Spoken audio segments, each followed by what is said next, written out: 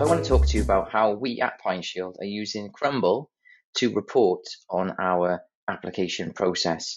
So we use Trello to manage the whole application process, and we've involved some automation in that to make things much more fluid for both our staff and for the user at the other end.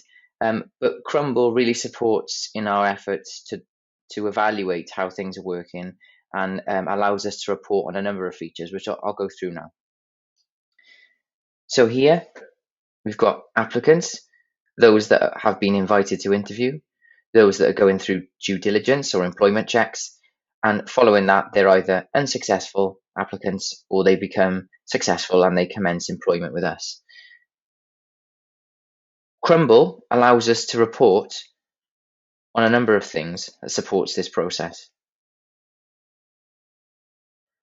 Crumble's dash gives us a really simple basic visual that shows us the total number of leads in applicants in this case for us, and crucially, how many are unsuccessful, how many commence employment, and as a percentage, how many are invited to interview.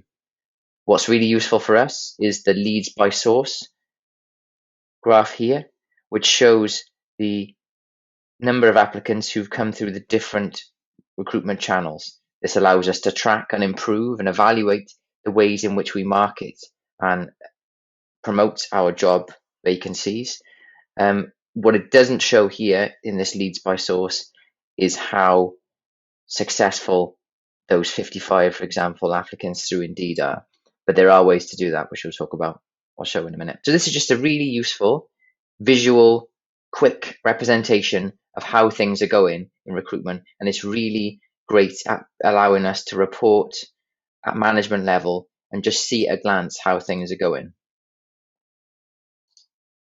Recently, we've started using Crmble to track the reasons that our applicants are unsuccessful. And as you can see, we have a number of candidates here which have labels assigned to them, which shows why they were unsuccessful. And we can report on those numbers.